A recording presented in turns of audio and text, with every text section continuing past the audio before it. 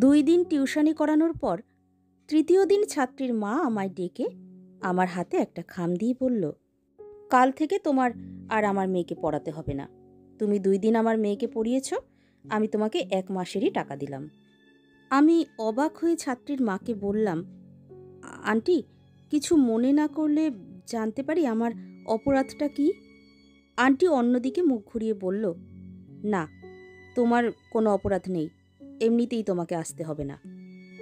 আমি তখন ছাত্রীর মাকে বললাম, আন্টি, আমি আপনার মেয়েকে 1 মাস পড়াই, তারপর যদি আপনার মনে হয় আমি আপনার মেয়েকে ঠিক মতো পড়াতে পারছি না, তখন না হয় আমাকে বাদ দিয়ে দেবেন, আমার আপত্তি থাকবে না। এইবার ছাত্রীর মা আমার দিকে তাকিয়ে বলল, আসলে আমার মেয়ে তোমার কাছে পড়তে চাইছে না। শুধু ভালো পড়ালেই হয় না, দেখতে শুনতেও একটু ভালো হতে হয়। তোমায় দেখলে নাকি আমার মেয়ে ভয় পেয়ে যায়। আমি আন্টির হাতে খাম দিয়ে বললাম, টিউশনি করাতে হলে যে ফর্সা ভালো চেহারার অধিকারী হতে হয় তা আগে জানতাম না। যদি জানতাম তাহলে বিশ্বাস করুন, আমি আপনার মেয়েকে পড়াতে আসতাম না। ছাত্রীর বাসা থেকে বের হয়ে রাস্তায় হাঁটছি আর কলেজ জীবনের কথা ভাবছি। কলেজে একবার একটা অনুষ্ঠানের উপস্থাপনের জন্য স্যার ভালো একজন উপস্থাপক খুঁজছিলেন। আমি সবার সামনে হাত তুলে বলেছিলাম, স্যার, আমি ভালো উপস্থাপনা করতে পারি। স্কুলে পড়ার সময় বিভিন্ন অনুষ্ঠানে আমি উপস্থাপনা করতাম। স্যার আমায় ভালো করে দেখে হাসতে হাসতে বলেছিল, তোর মতো কাউয়া যদি উপস্থাপনা করে তাহলে অনুষ্ঠানে যে কয়জন মানুষ আসবে সেই মানুষগুলোও পালাবে। এই এক কথাতে রাতারাতি আমার নাম আবুল বাশার পিয়াস থেকে কাউয়া বাশার পিয়াস হয়ে গিয়েছিল। তখন আর কেউ আমায় আবুল বাশার পিয়াস নামে চিনত না, সবাই চিনত কাউয়া পিয়াস নামে। কয়েকদিন আগে ময়মনসিংহ থেকে ঢাকা যাচ্ছিলাম। আমার পাশের সিটে বসেছিল সুন্দরী একটা মেয়ে। আমি যখন আমার সিটে বসতে যাব তখন এই মেয়েটা নাক মুখ ওড়না দিয়ে চেপে ধরল। বাস কিছু দূর যাবার পরেই মেয়েটা বাসের কন্ডাক্টরকে ডেকে বলল, আমায় এই সিটটা পাল্টে দেন তো, আমি অন্য কোথাও বসবো। বাসের কন্ডাক্টর আমার দিকে অগ্নিদৃষ্টি নিয়ে তাকালো। তারপর মেয়েটাকে বলল, আপা, এই লোকটা কি আপনার সাথে অসভ্যতামি করেছে? যদি কোনো রকম কিছু করে থাকে তাহলে কন, আমি এখনই লোকটাকে বাস থেকে নামিয়ে দিতেছি। কন্ডাক্টরের মুখ থেকে এমন কথা শুনে বাসের অন্য সব যাত্রীরা আমার উপর ক্ষেপে উঠল। একজন লোক চিৎকার করে বলল, অবশ্যই নোংরামি করেছে, তা না হলে আপা সিট ছেড়ে উঠতে যাবে কেন? একজন ভদ্রমহিলা মুখ বাঁকিয়ে বলল, চেহারা দেখেই বোঝা যায় বদমাশ টাইপ। এইসব কুলাঙ্গারদের জন্য মেয়েদের রাস্তাঘাটে চলাচলই এখন দায় হয়ে পড়েছে। এমন একটা অবস্থা হয়ে পড়েছিল যে বাসের সবাই মিলে এখন আমায় মারতে আসবে। আমি বহু কষ্টে সবাইকে থামিয়ে দিয়ে মেয়েটাকে বললাম, আপনি আমার ছোট বোনের মতো, আমি কি আপনার সাথে কোনো নোংরামি করেছি? মেয়েটি মাথা নিচু করে বলল, না। আমি তখন বাসের যাত্রীদের বললাম, ভাই, আমার অপরাধ কি জানেন? আমার অপরাধ হলো আমি দেখতে কালো।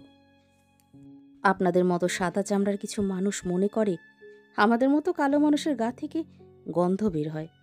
আপনাদের ধারণা পৃথিবীর সমস্ত খারাপ মানুষ কালোই হয়। যে ভদ্রমহিলা আমায় বদমায়েশ কুলাঙ্গার বলেছিল, সেই মহিলার কাছে গিয়ে বললাম, আপনি আমার চেহারা দেখেই বুঝে গেলেন আমি বদমাশ?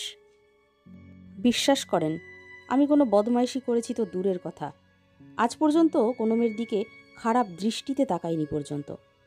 কিন্তু কেন জানি না এই মুহূর্তে আপনার সাথে আমার বদমাইশি করতে ইচ্ছে করছে। নিউ মার্কেটে এসেছিলাম কিছু শপিং করতে। এমন সময় আমার রুমমেট রাকিব ফোন দিয়ে বলল, মেসি আসার সময় দোকান থেকে আমার জন্য একটা ফেয়ার অ্যান্ড হ্যান্ডসাম ক্রিম নিয়ে আসিস তো, আমি তোকে পরে টাকা দিয়ে দেব। রাকিবের কথা মতন কসমেটিক্সের দোকানে গিয়ে ক্রিমের কথা বলতেই দোকানের ছেলেটা আমায় দেখে মুচকি হাসল। তারপর আমার হাতে ক্রিমটা দিতে দিতে বলল, শুধু শুধু ভাই টাকাগুলো জলে ফেলবেন।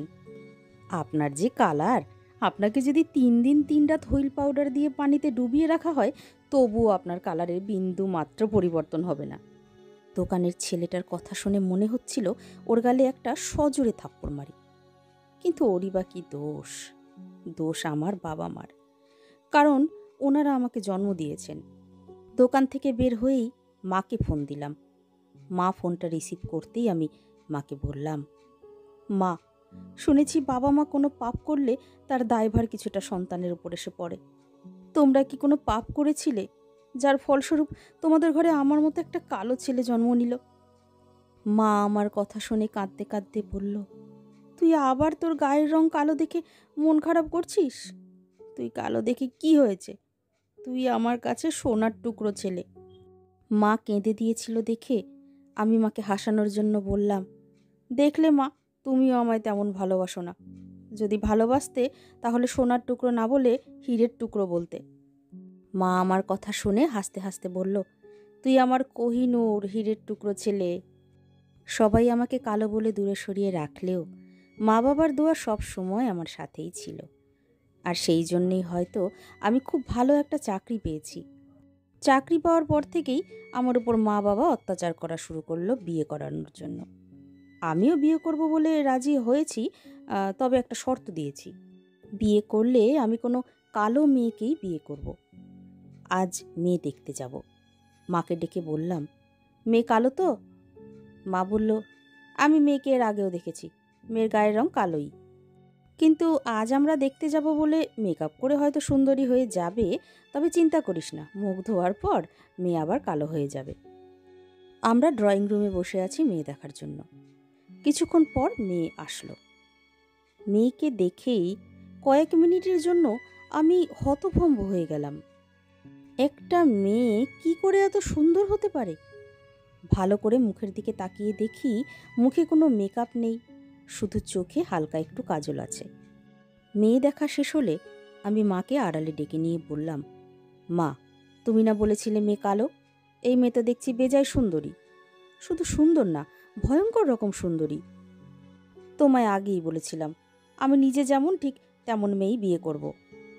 আমার কথা শুনে মা বলল, আরে মেয়ে সুন্দর না, মেকআপ করেছে তো তাই সুন্দর লাগছে। আমি মায়ের হাতটা ধরে বললাম, কেন শুধু শুধু মিথ্যা বলছো মা? মেয়ে কোনো মেকআপ করেনি। এত সুন্দর একটা মেয়ে, হয়তো ও চাইবে ওর হাজবেন্ড যেন খুব সুদর্শন হয়। আমার সাথে বিয়ে হলে দেখা যাবে মেয়েটার লাইফটাই নষ্ট হয়ে গেছে।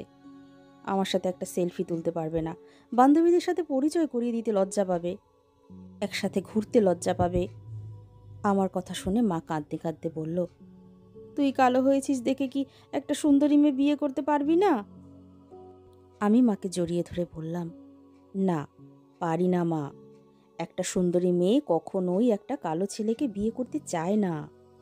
যদি কখনো বিয়ে করতে রাজি হয় তাহলে ভেবে নেবে হয় মেয়েটা বাবা মায়ের চাপে বিয়ে করতে রাজি হয়েছে, নয়তো কালো ছেলেটার খুব ভালো কেরিয়ার আছে, সেজন্য রাজি হয়েছে। দুপুরে অফিসে বসে কাজ করছি, এমন সময় একটা অচেনা নাম্বার থেকে কল আসলো। আমি ফোনটা রিসিভ করতেই অপর প্রান্ত থেকে একটা মেয়ে বলল, আমি শ্রাবণী। কাল আপনারা যে মেয়েটাকে দেখতে গিয়েছিলেন আমি সেই মেয়ে। আপনি আমায় হঠাৎ ফোন দিলেন যে? মেয়েটি তখন বলল, আমি আপনার অফিসের নিচে, দয়া করে একটু আসবেন, আপনার সাথে আমার জরুরি কিছু কথা আছে। একটা রেস্টুরেন্টে আমি আর মেয়েটি বসে আছি। রেস্টুরেন্টের অনেকেই আমাদের হা করে দেখছে। আমি চেয়েছিলাম রেস্টুরেন্ট বাদে অন্য কোথাও বসতে, কিন্তু মেয়েটি আমায় জোর করে এখানেই নিয়ে আসলো। কফির মগে মেয়েটি চুমুক দিতে দিতে আমায় বলল, সত্যি বলতে আপনাকে আমার প্রথম দেখাতে ভালো লাগেনি, কিন্তু আড়ালে যখন আপনি আপনার মায়ের সাথে কথা বলছিলেন আমি আপনার সব কথা শুনে নিয়েছিলাম। তারপর থেকেই আপনাকে প্রচণ্ড ভালোবেসে ফেলেছি। 1 মিনিটের কথা শুনে যে কাউকে ভালোবেসে ফেলা যায়, সেটা যদি আমার সাথে না ঘটতো তাহলে আমি হয়তো কখনোই বিশ্বাস করতাম না। আমি মাথা নিচু করে বললাম, তার মানে আপনি আমায় করুণা করছেন? মেয়েটি কফির মগটা রেখে আমার হাত ধরে বলল, আমায় একটাবার সুযোগ দাও, আমি তোমায় এতটাই ভালোবাসবো যে মেয়েদের সম্পর্কে তোমার ধারণাটাই পাল্টে দেব। ডাক্তারের চেম্বারের সামনে বসে আছি, এমন সময় দেখি ডাক্তারের চেম্বার থেকে আমার ছাত্রী পিহু আর ওর মা বের হচ্ছে। আমি আন্টিকে সালাম দিয়ে বললাম, আন্টি, আমায় চিনতে পেরেছেন? আমি আপনার মেয়েকে 2 দিন পড়িয়েছিলাম, কিন্তু 3 দিনের দিন আপনি আমায় বের করে দিয়েছিলেন। আন্টি তখন বলল, হ্যাঁ, চিনতে পেরেছি। এমন সময় রুম থেকে শ্রাবণী এসে বলল, সরি, আজ রোগীর খুব চাপ ছিল, তাই দেরি হয়ে গেল। অনেকক্ষণ ধরে অপেক্ষা করছো, তাই না? আমি তখন আন্টিকে বললাম, আন্টি, আমার স্ত্রী শ্রাবণী। আর শ্রাবণীকে বললাম, ও হলো পিহু, একসময় আমার ছাত্রী ছিল। শ্রাবণী মুচকি হেসে বলল, হ্যাঁ, আমি জানি ওর নাম পিহু, আমি ওর ট্রিটমেন্ট করছি। আন্টি আর পিহু আমাদের দিকে হা করে তাকিয়ে রইল। আমি হেঁটে যেতে যেতে শ্রাবণীকে বললাম, পিহুর কি হয়েছে? শ্রাবণী বলল, এক টিচারের সাথে ওর শারীরিক সম্পর্ক ছিল, পরে প্রেগনেন্ট হয়ে যায়। কোন ক্লিনিকে যেন অ্যাবর্শন করিয়েছে, এখন বিয়ের পর আর বাচ্চা হচ্ছে না। হঠাৎ শ্রাবণী দাঁড়িয়ে বলল, এই, ওই টিচারটা কোনোভাবে তুমি না তো? আমি রেগে গিয়ে বললাম, আমি কেন হতে যাব? আমি কালো বলেই তো আমাকে 3 দিনের দিন বের করেই দিয়েছিল। আমার কথা শুনে শ্রাবণী হাসতে হাসতে বলল, নীল শার্টে তোমায় খুব সুন্দর লাগছে। আমি মাথা নিচু করে বললাম, কাউয়ার মতো লাগছে। আমার কথা শুনে শ্রাবণী আমার হাত ছেড়ে দিয়ে বলল, যে ছেলে নিজে নিজেকে সম্মান করে না, তাকে মানুষ কিভাবে সম্মান করবে? শ্রাবণী রাগ করে একা একা হাঁটছে, আর আমি ওর পিছু পিছু যাচ্ছি আর ভাবছি, কালো কলঙ্কের দাগ হলেও মাঝে মধ্যে কালোকে বাদে সাদাকে অসম্পূর্ণ লাগে।